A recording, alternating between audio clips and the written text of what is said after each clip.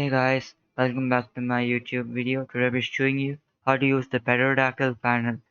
This is basically a user guide to whoever don't know how to use it. Yeah, first, the first thing you need to do is how to find your server IP. So here's the IP, as you can see the numeric IP plus port. So your server is always indicated with the IP plus port because there are multiple servers on one IP and the port is to say that it's your server. So you can actually connect it to domains and etc. and stuff. You can watch my other video. I'll show it in the put it in the description on how to use domains. So the next part is if you want to see the resources of your server. So the resources of your server is basically the RAM symbol. So what I'm having here is actually 3 GB of RAM and 200% CPU.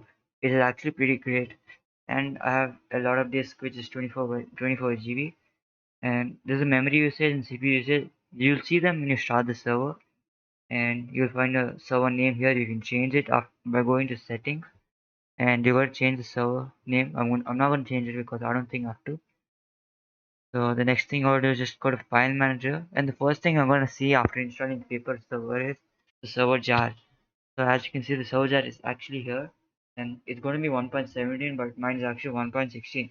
I'll show you how to change the server jar. So all you need to do is just go here and choose the server version here. Like go to startup. Make sure, and actually it won't be like this for you. It will be a small command, but yeah, ignore that. Just optimized, and just gotta click your desired version, just 16.5. Well, it's there actually. So just click reinstall. So it's actually installing the server jar. Don't worry, your files won't be deleted, but yeah, just make sure to take a backup in case something happens.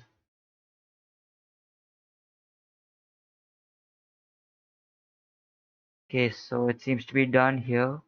So the next thing you want to see is, well, bunch of stuff here, like the old jar and the new one. So basically the old one, I don't need it anymore, so I'm gonna delete it. So basically this is the like stuff you can use, like the categories to manage your server. So this is spigot.yml is basically the some features of your server, and well, I won't be teaching you how to run a Minecraft server. If you want that, you can comment down. Now I'll be showing you how to use a pterodactyl pattern. That's it. Just gotta go to database if you wish to have one, and you gotta just create a database. Like database, and that's it. Your database is created there. You gotta just this is the name and this is the address. This is the username. That's connection. You don't need to worry about that.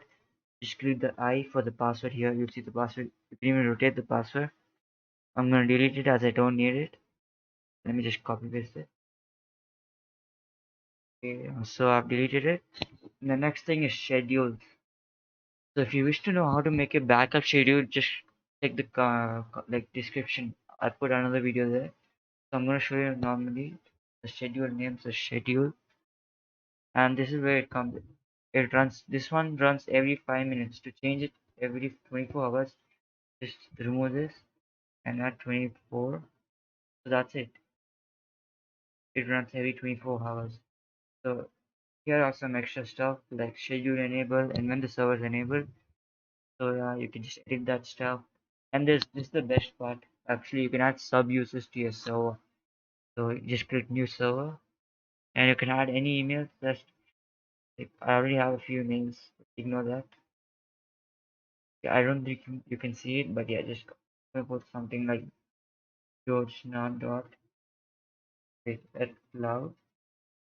I don't think that's spelling, but yeah, that's it. You got to just give them the required permissions. Because everything here you can give them one by one. That's the best part. So just click on everything if you wish to give them. But yeah, there's always customizable forms. Yeah, you can actually do those stuff. And the next part is backups.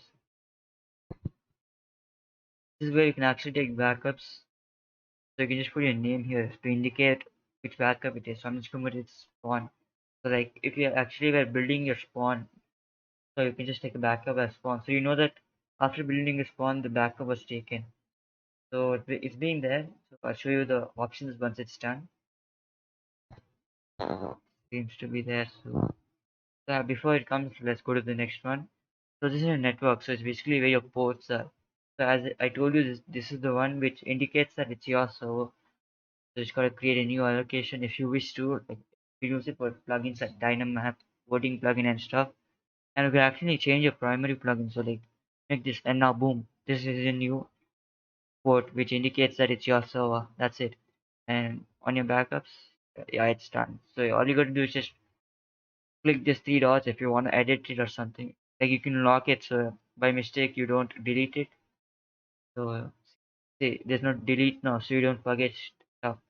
And the best part is you can restore the files here.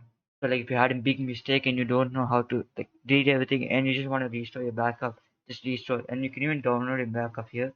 It's actually great. I don't think you'll be able to see it, but yeah, you can just right click it, the network. Okay, let me check real quick. Okay, so oops, never mind that. Just go to startup.